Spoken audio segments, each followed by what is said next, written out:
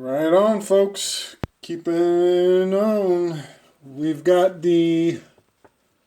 some of the most obvious archetypes come to light in the final stroke of the zodiac here. Also, following the chronology of the Avengers movie, we have the 13th movie is Ant-Man. It happens right before the Civil War, Captain America's 3, the Civil War. I'm also going to include the sequel to Ant-Man, which is Ant-Man and Wasp, with the Roman numeral 2 there. So the Ant-Man archetype is the Tower card. Ant-Man, his ability is to grow and to shrink to extreme sizes. And the tower is designed, it is built up for a fall intentionally. And I'll read some of the descriptions of that. The sequel there, Ant-Man and Ant-Woman, that is the Lover's card, which comes into Gemini, the twins. And that is why the Lover's card, card number 6, depicts there's something of an incestuous implication here, but there are the twins depicted as lovers.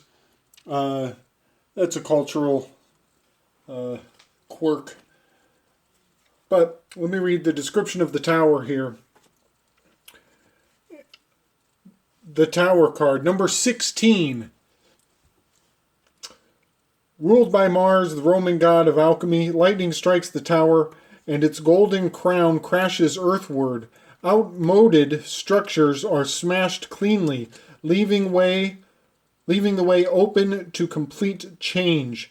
The tower is a card of radical transformation. A partnership may suddenly dissolve. Check the structure of your home. And reading the description of the Lover's card, associated with the sign of Gemini, the twins, the image depicts lovers in an embrace, while an angel looks on. Gemini seeks a soulmate, a new love. This card suggests love, friendship, and partnership. Also represents duality of earthly and divine love.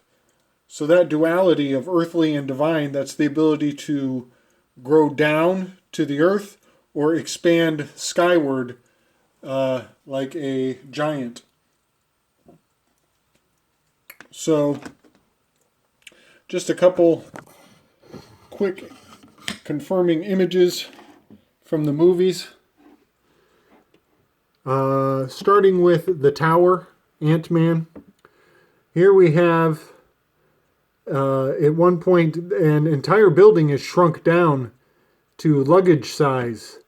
And it is a tower, a building, a structure, reduced to easily carried package. Here we have a picture of Ant-Man standing next to a tower, right in front of a large building, towering over him. And here is a building from the movie. This is called PIM Laboratories. And that image comes up many times in the movie. I'm not sure if you can, there we go. It's coming in focus. You can see has a lightning bolt as the graphic of PIM Laboratories. Now, that PYM is very interesting as we are dealing with the 16th card. Let me show you the tower card up close. 16th card of the tarot. Tarot does mean tower, which means this is as you use the tower tarot cards, you will build them into structures and inevitably deconstruct them, reconstruct them over and over. Kind of horrific. You can see people falling out of the tower there. That's definitely a trigger for a lot of people who know what I'm talking about. You can see the moon in the background and the night sky here because we are in Aquarius. And Aquarius, like I mentioned before, is in the underworld. It is in the lower half of the zodiac. Aquarius, the sign, is often called the water bearer. Aquarius, the water bearer, is a man holding a jug of water on his shoulders and pouring it out. So in many ways, this tower and Ant-Man, the movie, is perfect for this position in the zodiac. The tower, 16th card, 16th letter is P. P is the phallus, and the phallus is built up for the intention of a ejection and an inevitable fall and a need to rebuild, continuing the cycle of life. We have the lightning bolt is also depicted when Ant-Man changes size. There's electricity fills his body. The outmoded component of that description, I just wanted to point out that Ant-Man kind of denotes anti-man. And that is to say that the character who plays Ant-Man is, he's kind of what would be considered a deadbeat dad, so to say. He's coming out of prison, and his family has moved on without him. He's outmoded. So the whole movie has a anti-male component. The fact that the tower is being struck by lightning to collapse is a pretty painful notion for anybody who's got a phallus out there. Radical transformation, to say the least. Families with no father, that's pretty freaking radical, if you ask me. In God we trust. That is on all of our dollar bills. A fiat currency system that is inevitably going to collapse. And those letters, in God we trust, are an anagram. The anagram, when you rearrange the letters, can very easily spell tower, G, in dust. G is the 7th letter. 16 is P. 1 plus 6 is P. So, towering P in dust. The tower card is made to collapse, much like the fiat currency system, which I guess is F. So moving on to the lovers.